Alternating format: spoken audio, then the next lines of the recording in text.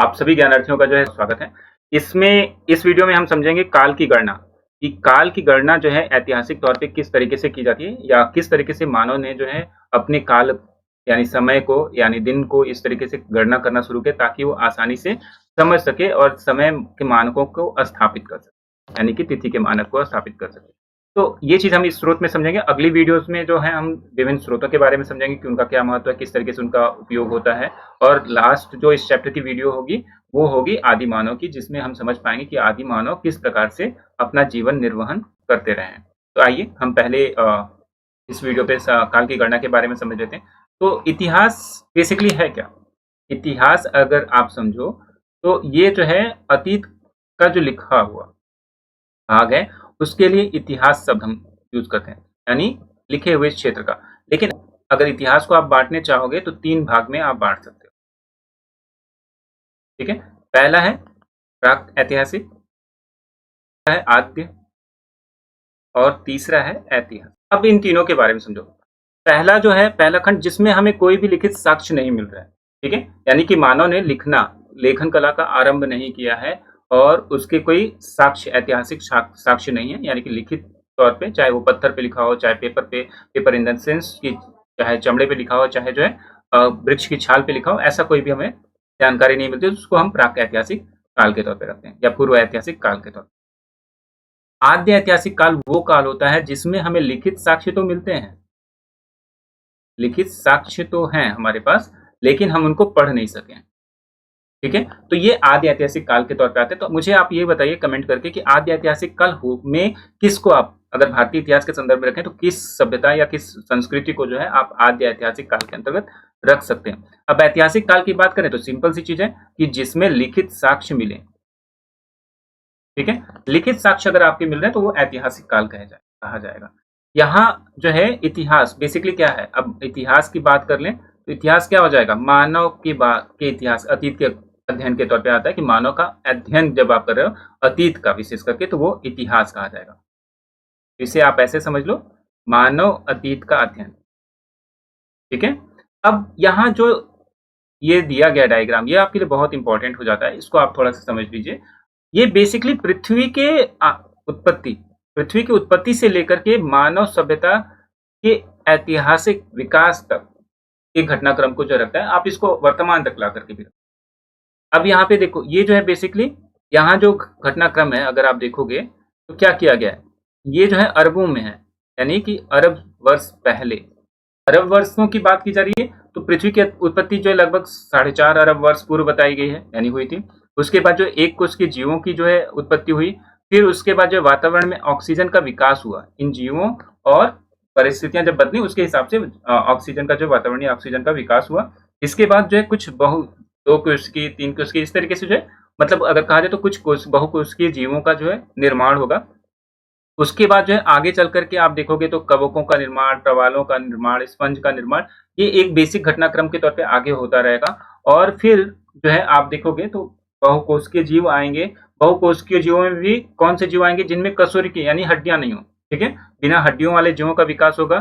फिर उसके बाद कशेरुकी मछलियों का, यानी कि जिनमें रीढ़ की हड्डी पाई जाती है, उन मछलियों का विकास होगा। फिर आगे कीटों का, इसी तरीके से जो है सरीसृपों का निर्माण होगा, पक्षियों का निर्माण मतलब सृजन उद्भव होगा। और उसके बाद आएंगे स्तनपायी, ठीक है। स्तनपाइयों के विकास में ज्यादा समय लगेगा क्योंकि ये जटिल संरचना है। इसके लिए अगर देखा जाए उत्परिवर्तनों की एक लंबी श्रृंखला की आवश्यकता थी, इसलिए स्तनपाइयों का विकास सबसे बाद के चरण में होगा। और फूल एवं मधुमक्खियों का जो विकास है वो ध्यान रखना, वो किस तरीके से हुआ है और कब हुआ है, ये चीज आप थोड़ा सा यहाँ पे इंपॉर्टेंट तौर पे जोड़ के रखोगे, क्योंकि हो सकता है वो क्वेश्चन में ये डाल दें कि फूल और मधुमक्खियों का विकास जो है लगभग 100 करोड़ वर्ष पूर्व के आसपास हुआ है, ठीक है। तो ये चीज अगर डाली जाती है ना, आपको फिर वो कंफ्यूज कर देगा कि सरीसृप पहले आ रहे हैं, स्तनपाइयों का भी विकास हो चुका है, तो फूल और मधुमक्खियों का विकास इतना बाद में कैसे। तो थोड़ा सा ये टेक्निकल एस्पेक्ट है, फैक्चुअल चीज हो जाएगी आपके लिए, तो उसको आप ध्यान में रखिए। और जब मानव का विकास शुरू होगा, वो लगभग अगर आप देखोगे तो यहाँ पे देखो, तो ये लगभग अगर कहा जाए तो 10 करोड़ वर्ष के आसपास की बात करें, तो वहां से इसकी शुरुआत, मानव की जो है प्रजाति के बारे में जानकारी हमें मिलना शुरू हो जाती है। वहां से जो है आगे आप देखोगे तो आदि मानव का विकास शुरू हो जाएगा। फिर आग का प्रयोग उन्होंने करना शुरू किया, ठीक है? उसके बाद होमो सेपियंस जिसको हम कहते हैं कि जो विकसित मानव है, आधुनिक मानव की शुरुआत जो है वो हो जाएगी लगभग इसको हम कह सकते हैं कि 30,000 ईस्वी पूर्व के आसपास जो है, हम इसको मानते हैं कि लगभग उसके आसपास जो है इसका विकास हुआ है। इस कुछ जगहों पे 30,000 माना जाता है, कुछ जगहों पे जो है 10,000 के आसपास माना जाता है। और लेखन कला का जो विकास है, वो लगभग 6,500 वर्ष पूर्व आज से हुआ था। तो 6,500 वर्ष पूर्व की बात कर रहा है, तो अगर आप जो है जस्ट अभी बीसी में बोल रहा हूँ कि बिफोर क्राइस्ट, तो लगभग ये कितना जा रहा है? 4,500 वर्ष पूर्व। और ये कहाँ पे हो जाएँगी ये सभ्यताएँ? तो अगर इनको आप गौर से देखेंगे तो ये जो है मेसोपोटामियन सभ्यता की बात कर रहा होगा। ठीक है? मेसोपोटामिया में उस समय के आसपास जो है लेखन कला विकसित की जा चुकी थी। तो ये चीज़ें आपके लिए थोड़ी-सी इम्पोर्टेंट हो जाती हैं। तो इनको थोड़ा-सा आप ध्यान में रखिएगा कि किस तरीके का विकास चरण है, और इन विकास चरण की कुछ जो चीज़ें दी गई हैं, तो उनके विकास पे यूपीएससी ने बहुत पहले क्वेश्चन पूछे थे जब पुरानी बुक थी, इससे पहले वाली जो बुक के पहले था, वो आई थी तो उसमें था। लेकिन अब जो है चरित्र बदला बुक का एनसीईआरटी के, तो फिर से हो सकता है कि यहाँ पे क्वेश्चंस में आपको सीक्वेंसिंग के लिए दे दिया जाए कि कौन-सा जीव जो है पहले विकसित हुआ है। ठीक है? जैसे स्पंज और कवक पहले आएँगे या प्रवाल आएगा। जीवाणु तो मान लो आप एक बार के लिए लगा लोगे। प्रवाल, उभयचर कीट की बात कर ले तो वहाँ पे जो है ना थोड़ा-सा आपको कन्फ्यूजन बन सकता है। तो इन चीज़ों पे आप फ़ोकस रखेंगे कि किस तरीके से विकास क्रम बना हुआ है। ठीक है? आगे बढ़ते हैं। अब इतिहास में गणना, समय काल की जो गणना की जाती है, यहाँ पे एक चीज़ ध्यान रखिएगा कि युग की परिभाषा दी गई है, ठीक है? और यहाँ पे कुछ टर्मिनोलॉजी जो यूज़ की गई है ना, वो पे भारतीय परिप्रेक्ष्य में आप जाओगे तो प्राचीन भारतीय प्रमाण हैं ये, या उनका उपयोग हो रहा था उस समय, उनको यहाँ पे यूज़ करने का प्रयास किया गया है। तो गणना, समय की गणना जो है ना करने का तरीका हर संस्कृति का अपना एक अलग होता था या समाज का अलग होता था, ठीक है? उनकी अपनी-अपनी प्रणालियाँ थी, जैसे माया सभ्यता का अपना कैलेंडर था। अगर आप आर्य संस्कृति की बात करो तो उसका एक अपना कैलेंडर था। तो इसी तरीके से जैन धर्म का, बौद्ध धर्म का अपना एक कैलेंडर विकसित हुआ। तो ये चीज़ें क्या है, बहुत महत्वपूर्ण है। जैसे यूरोप का अपना एक कैलेंडर विकसित हुआ जो आज लगभग पूरी तरीके से मान्यता प्राप्त है। तो वो चीज़ें बहुत इम्पोर्टेंट है। अब इसमें किस आधार पे, जैसे अगर कोई समाज या संस्कृति की बात करें तो कुछ विशेष घटनाओं के आधार पे जो है ना क्या करती रही हैं, अपनी गणना प्रणाली को स्टार्ट कर देती हैं। जैसे किसी व्यक्ति विशेष का जन्म हो जाए, ठीक है? किसी व्यक्ति विशेष का जन्म हो जाए या किसी शासक के शासन का आरंभ हुआ हो, ठीक है? तो उसको जो है क्या कहा जाएगा, एक नए युग के आरंभ के तौर पे माना जाएगा, और उससे भी बहुत सारे कैलेंडर्स का विकास हुआ है। जैसे अगर कहा जाए तो शक संवत जो है उसका विकास, विक्रम संवत का विकास हुआ। यहाँ पे आप जो है ग्रेगोरियन कैलेंडर की बात कर सकते हो, ठीक है? ग्रेगोरियन कैलेंडर का नाम लिया मैंने क्योंकि वो ईसा मसीह के जन्म से जुड़ाव रख करके विकसित हुआ है, तो इसलिए तो इस तरीके से आप चीज़ों को समझो। देखो यहाँ पे युग की परिभाषा भी दी गई है कि समय का एक निश्चित कालखंड की बात कर रहा है, ठीक है? एक निश्चित कालखंड होगा जिसमें कोई घटना परिघटित हुई है। जैसे भारत अगर चाहे तो अपने लिए क्या कर सकता है, अगर उसे नया कैलेंडर बनाना हो, तो वो क्या कर सकता है, 1947 को आधार बना सकता है, 15 अगस्त 1947 को, ठीक है? या फिर 26 जनवरी को अपना 26 जनवरी 1950 को आधार बना सकता है,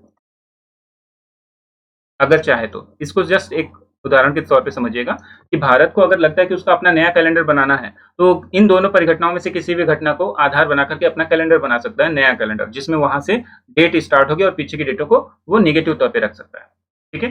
तो यहाँ ये बहुत महत्वपूर्ण है समझना कि किस तरीके से इनका कैलेंडर्स का जो उपयोग किया जाता है। दूसरी चीज़ है, इसके अलावा जो है अगर कहा जाए तो कुछ त्योहारों की तिथियाँ भी होती हैं। उनके आधार पे जो है मांगलिक कार्यों की जो गणना की जाती है, तो बेसिकली वो अगर कहा जाए तो कैलेंडर्स या फिर एक तरीके से पंचांग का उपयोग किया जाता है। यहाँ पे जो हम अभी हमने डिस्कस हम मैंने बोला कि बीसी और एडी, ठीक है? ये जो टर्म मैंने यूज़ किया है, ये अब जो है आधुनिक अगर ऐतिहासिक परिप्रेक्ष्य में देखा जाए, तो उसका उपयोग करना बंद कर दिया गया है, ठीक है? इस चीज़ के लिए जो अगर कहा जाए तो मतलब जैसे ईसा मसीह के जन्म के बाद जो कैलेंडर की बात होती है कि उसके बाद की तिथियों के लिए ये उपयोग किया जाता है, तो इसको जो है अब कॉमन एरा, ठीक है? कॉमन एरा के नाम से जाना जाता है, और इसके लिए सीई टर्म यूज़ किया जाता है, ठीक है? उसी तरीके से जो बीसी है उसके लिए जो है अब यहाँ पे बिफोर का टर्म आ जाएगा, बिफोर कॉमन एरा शब्द यूज़ किया जाता है। बिफोर क्राइस्ट हम यूज़ करते थे, तो ये चीज़ें बहुत इंपॉर्टेंट हो जाएँगी। तो आप थोड़ा-सा इनको ध्यान रखना कि बेसिकली जो अगर ग्रेगोरियन कैलेंडर की बात करें तो वो जो है ईसा मसीह के जन्म के आधार पे विकसित हुआ।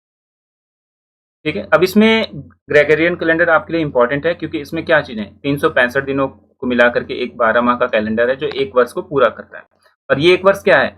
ये पृथ्वी द्वारा जो है सूर्य की परिक्रमा का समय है। ठीक है? और 1 दिन क्या है? अगर 1 दिन की बात करें, 1 दिन कैसे हम मापते हैं? तो पृथ्वी जो है धुरी पर 1 चक्कर लगाती है। धुरी पर अगर 1 चक्कर पूरा करती है तो वो 1 दिन बोला जाता है और पृथ्वी जब सूर्य की पूरी एक परिक्रमा कर रही थी तो 1 साल का समय वो कंप्लीट करती है। तो इस तरीके से 365 दिनों की बात हम करते हैं। ठीक है? इसमें और भी बारीकियाँ जो आप आगे समझते हो, लेकिन इसके अलावा जो बहुत महत्वपूर्ण जो चीज़ है ना, वो आपके कैलेंडर में है, वो ये चीज़ जैसे यहाँ पे कैलेंडर का विकास किस तरीके से अगर कहा जाए तो घटनाक्रम को हम देख सकते हैं। जैसे देखो यहाँ पे 3 लाख जो है अगर कहा जाए तो बिफोर कॉमन एरा जो है यूज़ किया गया है। तो यहाँ से स्टार्ट किया गया क्योंकि मानव इतिहास की जानकारी यहाँ से बहुत स्पष्ट मिलना शुरू हो जाती है। ठीक है? उसके बाद जो है अगर कहा जाए तो विश्व के प्रथम शैल चित्रकारी के प्रथम साक्ष्य मिलने की बात की गई है, तो वो यहाँ पे 40,000 जो है अगर कहें तो बिफोर कॉमन एरा की तरफ जाता है। तो ये चीज़ इंपॉर्टेंट है। फिर उसके बाद इस घटनाक्रम को भी रखा गया है। इस घटनाक्रम में सामान्य तौर पे क्या होता है? हिमयुग का अंत हो जाएगा या फिर 12,000 के आसपास। ठीक है? तो 12,000 के आसपास हिमयुग का अंत हो जाएगा। तो इस घटनाक्रम में इस टाइमलाइन को बहुत महत्वपूर्ण माना गया है। अगर आप ये देखोगे तो बागोर व आदमगढ़ की बात की जा रही है। ठीक है? बागोर और आदमगढ़ में क्या मिले हमें? चित्रकारी के साक्ष्य मिले जो लगभग 40,000 ईस्वी पूर्व यानी कि बिफोर जो है कॉमन एरा के हैं। इस चीज़ के लिए अब आगे अगर आप देखोगे तो यहाँ पे देखना ये ध्यान रखना कि जो ये हिंदी में लिखा हुआ था सामान्य संवत पूर्व, ये जो टर्म है ना बेसिकली वो हिंदी में आया है संस्कृत से संवत जो टर्म है उसको रखा गया है। तो ऐसे शब्दों पे थोड़ा-सा फ़ोकस रखिएगा क्योंकि आपको हिंदी में जब ये मिलेगा तो सामान्य संवत क्या है और सामान्य संवत पूर्व क्या है आपको कन्फ्यूज़न दे सकता है। तो बीसी आपको याद है तब तो ठीक है। अगर सामान्य संवत पूर्व शब्द यूज़ किया गया है तो वो आप थोड़ा-सा ध्यान में रखिएगा। तो हिंदी में हो सकता है कि ऐसे टर्मिनोलॉजीज़ मिलें आपको जो आपके लिए परेशान कर सके। जो एक महत्वपूर्ण जो चीज़ है ना वो आपके लिए ज़रूरी है ग्रेगोरियन कैलेंडर में। ग्रेगोरियन जो कैलेंडर है वो जो है ना 1 से स्टार्ट होता है। इस कैलेंडर में 0 नहीं है। यानी कि शून्य वर्ष जो है शून्य वर्ष नहीं। अभी मैं बता रहा हूँ तो आपके लिए बहुत आसान सी चीज़ लगेगी इसको समझना। लेकिन जब आपको ये क्वेश्चन में दे दे कि 2 जो है सी और 2 BCE के बीच में कुल कितने वर्ष होंगे? ठीक है? तो आप यहाँ पे कंफ्यूज हो सकते हो या गलत कर सकते हो। क्या कर देते हो आप कि 2+2 कर दोगे और इसको जो है 4 लिख दोगे, 4 वर्ष। 4 वर्ष का गैप नहीं होगा यहाँ पे। बेसिक तौर पे अगर आप देखोगे क्या होगा? 1 CE है, यहाँ पे 2 CE हो जाएगा, यहाँ पे -1 CE होगा, BCE हो जाएगा। ठीक है? यानी कि ये माइनस की बजाय जस्ट मैं कह रहा हूँ कि ये पीछे जा रहा है इसलिए माइनस लगा रहा था। BCE हो जाएगा और ये 2 BCE हो जाएगा। तो आप देखो 1 वर्ष, 2 वर्ष और 3 वर्ष। तो वर्ष कितने होंगे? एग्ज़ैक्टली कितना हो जाएगा? यहाँ पे 3 वर्ष ही होंगे, 4 वर्ष नहीं होंगे। क्यों नहीं हुआ? क्योंकि यहाँ पे शून्य नहीं है। ठीक है? तो ये बहुत इंपॉर्टेंट चीज़ है जिसको आपको समझना चाहिए और अपने साथ जोड़ के रखिए। इसी तरीके से जब भी आप गणना करो, खास करके पूर्ववर्ती ईयर्स में जाओगे आप, जब मतलब बिफोर कॉमन एरा जा रहे हो, तो उस समय आप ज़रूर से -1 कर दीजिए। दोनों को जोड़ दीजिए जो भी सन दिए गए हैं, जो भी ईयर दिया गया है। जैसे मान लो 2024 दिया गया है आपको और दिया गया है BCE में 1000। ठीक है? तो इन दोनों को जोड़ने के बाद तो इसमें क्या करना है सिंपल सा 1000 जोड़िए और -1 कर दीजिए। ठीक है? तो आपको ये चीज़ करना है। जैसे ही आप ये कर दोगे तो आपका सही उत्तर आएगा, अदरवाइज़ आप जो है 1 वर्ष ज़्यादा काउंट करोगे। क्लियर? आगे बढ़ते हैं। देखो यहाँ पे कुछ महत्वपूर्ण घटनाक्रमों का टाइमलाइन दिया गया हुआ है। अंतिम हिम युग का अंत यहाँ पे दिया गया है लगभग 12,000 ईस्वी अगर कहा जाए तो BC के पास। तो 12,000 BC जो मैं बोल रहा हूँ यानी बिफोर कॉमन एरा बोल रहा हूँ। तो इसका यहाँ पे महत्व है। ये चीज़ जब होगा कि जब हिमयुग समाप्त होगा तो जलवायु में परिवर्तन होगा। ठीक है? जलवायु में जो परिवर्तन होगा ये परिवर्तन जो मानव के अनुकूल हो जाएगा यहाँ। अब ये मानव अनुकूल कैसे होगा? क्योंकि इससे 2-3 चीज़ें होंगी कि उनको जो है एक तो मतलब जंगलों में से जो जानवर यानी कि जंगलों का थोड़ा तेज़ी से विकास होगा और साथ ही में जो मांस की आवश्यकता है शुरुआती दौर में मानव को अपने आप को सर्वाइव करने के लिए और फल की, तो वो उसको मिलना शुरू हो जाएगा। जिससे क्या होगा संततियाँ ज़्यादा होंगी और ज़्यादा उनकी संख्या बढ़ेगी। अब जब संख्या बढ़ेगी तो वो आगे जो है अपना विकास करते चलेंगे। इसमें आखेट बड़े स्तर पे होगा, आखेट आखेट यानी कि शिकार, उसके बाद जो है ना पशुपालन स्टार्ट हो जाएगा। लेकिन एक चीज़ ध्यान रखिएगा, ये जो पशुपालन है इस काल तक जो है अगर कहा जाए तो लगभग-लगभग आप यहाँ तक रख सकते हो कि जब तक अगर कहा जाए तो वैदिक सभ्यता में कृषि स्टार्ट नहीं हो रही है, तब तक जो है जो पशुपालन हो रहा है, उसमें से ज़्यादातर पालन जो होगा पशुपालन, वो मांस के प्रयोग के लिए होगा। ठीक है? ये बहुत क्लियर रहिएगा कि अगर आपको दे दिया जाए कि 40,000 बीसीई में जो पशुपालन आपको देखने को मिलेगा, वो पशुपालन जो है दुग्ध उत्पादन के लिए उसके बाय प्रोडक्ट्स के लिए हो रहा है, तो ये गलत है। वो बेसिकली मांस के उत्पादन या प्रयोग के लिए हो रहा है। इसका फ़ायदा क्या था पशुपालन का? अब मान लो, एक बाड़े में आपने 10 जो है जानवर रख लिए, जो भी हैं, ठीक है? एक ही समूह के जानवर हैं, तो क्या होगा कि इस समूह ने जो है मान लो वहाँ पे 5 बच्चे दिए, ठीक है? आपने वो 5 बच्चे रहने दिए और इसमें से अपने आवश्यकता के अनुरूप जो 1-1, 2-2 जो भी आवश्यकता है उसको आप खाते गए, ठीक है? तो फिर इन 5 बच्चों से कुछ बच्चे होंगे या मान लेते हैं और भी बच्चे हुए, तो इस तरीके से इनकी संतति आगे बढ़ती जाएगी और आपको आखेट पर निर्भरता जो है कम करने में मदद मिलेगी। अब जब आखेट पे निर्भरता आपकी कम होगी तो क्या होगा? आप जो है सुरक्षित खाद्य सुरक्षा अपनी बना रहे हो, ठीक है? खाद्य सुरक्षा जब आप बना रहे हो तो आपका विकास यानी कि आपकी जनसंख्या में वृद्धि, ठीक है? तो जनसंख्या में जो वृद्धि होगी वो ज़्यादा तेज़ी से होगी। इसी तरीके से जो है अब यहाँ पे देखो लगभग 8000 ईस्वी के आसपास जो भारत में भारतीय उपमहाद्वीप में प्रथम अस्थायी निवास और कृषि के आरंभ के साक्ष्य मिलने लगते हैं, ठीक है? तो ये आप देखो अगर कहा जाए तो निवास की बात करें तो मेहरगढ़, ठीक है? कृषि के आरंभ की बात वहाँ से हो जाती है। इसके अलावा जो है कोटदीजे है, वहाँ से भी बहुत ज़्यादा मिलता है। बहुत सारे ऐसे प्लेसेस हैं जहाँ पे हमें जो है लगभग 8000 के आसपास में 6 से 7000 8000 के आसपास में हमें बहुत ज़्यादा कृषि के साक्ष्य मिलने लगेंगे। मतलब कई जगहों पे कृषि के साक्ष्य मिलने लगे हैं, तो ये नवपाषाणिक संस्कृतियाँ हो जाएँगी।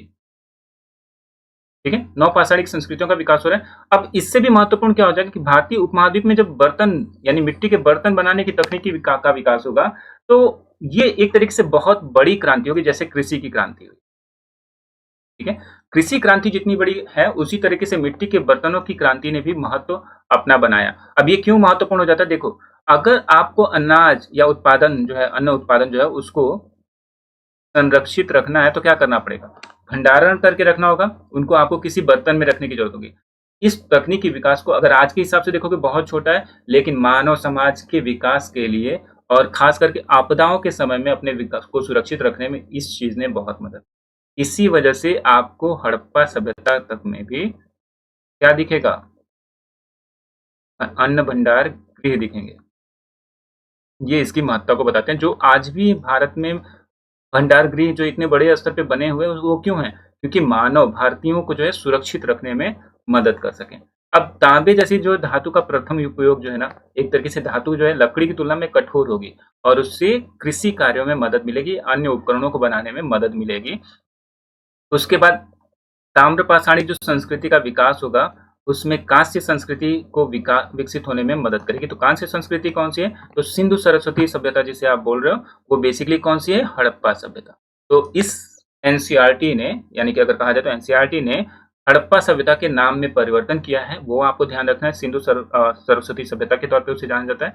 अब इसके बाद के कुछ प्रमुख माइलस्टोन दिए गए हैं। बुद्ध के जन्म के बारे में दिया गया है, क्योंकि वो भारतीय इतिहास का एक मोड़ है। और उसके बाद अशोक के बारे में दिया गया, ठीक है? उसके बाद जो है ईसा मसीह के जन्म से जहाँ से हम इन सभी घटनाक्रमों को जो है कैलकुलेट करते हैं, वो आता है, ठीक है?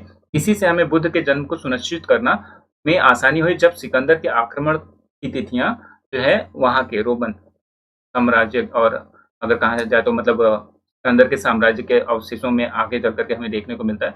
तो वहाँ से हमें जो है तुलना करके ये सब चीज़ें पता लगी कि हाँ भाई, उस समय से इतना पीछे जो है बुद्ध का जन्म हुआ है, ठीक है? तो ये चीज़ें बहुत महत्वपूर्ण हैं जिनको आपको जोड़ के रखना होगा। तो समय रेखा यहाँ पे फिर से देखिए, देखो इतिहास को अगर आपको याद रखना है ना, तो ये टाइमलाइन का जो फ्रेमिंग है ना, वो इम्पोर्टेंट हो जाता है, जिससे आप आसानी से चीज़ों को अपने साथ जोड़ पाओ। ठीक है? अब यहाँ पे शताब्दी, शताब्दी आपको पता ही है कि शताब्दी का मतलब होता है 100 वर्ष। अब लेकिन सबसे ज़्यादा महत्वपूर्ण है ना, देखो जैसे 21वीं शताब्दी, आपको 21वीं शताब्दी में कोई कन्फ्यूजन नहीं होता। बहुत सारे बच्चों को मैंने देखा है, जैसे उनको 18वीं शताब्दी बोला जाएगा, वो कन्फ्यूज़ हो जाते हैं कि ये 1800 से स्टार्ट होगी या फिर 1700 से स्टार्ट होगी। ठीक है? तो 18वीं शताब्दी बोले जाने का मतलब है, क्या चीज़ होगा यहाँ पे? यानी 1700 से लेकर के 1800 के 1701 से लेकर के 1800 के बीच का समय। ठीक है? उसी तरीके से 19वीं शताब्दी क्या हो जाएगी? 1801 से लेकर के 1900 के बीच। ठीक है? तो ये चीज़ आपको ध्यान रखनी है, इस कन्फ्यूजन को दूर रखिएगा। इसी तरीके से सहस्त्राब्दी होगा, तो अगर इसी को हम लें कि ये कौन सी सहस्त्राब्दी पूरी होने की बात कर रहे हैं, तो दूसरी सहस्त्राब्दी पूरी हो चुकी है और तीसरी जो है स्टार्ट हो रही है। ठीक है? जो कहाँ तक चलेगी? 3000 वर्ष तक। ठीक है? तो इस तरीके की चीज़ों पे आपको थोड़ा-सा फ़ोकस रखना होगा। अब यहाँ पे जो है ना, थोड़ा-सा भारतीय परिप्रेक्ष्य दिया गया है कि भारत में पारंपरिक तिथि पत्रों का निर्माण जो किया जाता था, उसमें क्या होता था? तिथि पत्र में महीनों और दिनों के निर्धारण के लिए सूर्य और चंद्रमा की स्थितियों का उपयोग किया जाता था। यानी एक तरीके से कि सूर्योदय कब होगा, फिर सूर्यास्त कब होगा और उसके साथ जो है चंद्रमा का जो उदय कब होगा और चंद्रमा का जो है अस्त कब होगा। तो इन में पूरा एक तालिका बनाई जाती थी, जिसमें जो है क्या होता था कि खगोलीय आंकड़े भी जो है उसमें सूचीबद्ध किए जाते थे। जैसे चंद्र ग्रहण कब होगा और सूर्य ग्रहण कब होगा। ठीक है? इन सब जो परिघटनाओं को भी उसमें जो है रखा जाता था, और सूर्योदय हो जाए, सूर्यास्त कब होगा, ये सब चीज़ें थोड़ी ज़्यादा, तो ये बेसिकली भारतीय परिप्रेक्ष्य में जो दिया गया ना, ये छोटी-सी चीज़ नहीं है। अगर आप पहले ही अनुमान लगा रहे हो, तो इसका मतलब है आप गणना कर रहे हो, और गणना करना किससे संबंधित है? गणित से। साथ ही साथ ये खगोलीय पिंड है, इनकी गणना कर रहे हो, तो खगोल शास्त्र,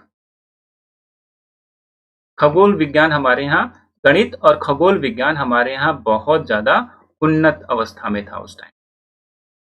ठीक है? तो ये चीज़ें बहुत इंपॉर्टेंट हो जाती है, जैसे मौसम का अनुमान लगा रहे हो आप, या फिर जलवायु, अगर कहा जाए तो एक तरीके से जलवायु कैसी रहेगी, वो सारी चीज़ें आपको आकलन करने में मदद मिल रही है। डेफ़िनेटली ये इम्पोर्टेंट था। ठीक है?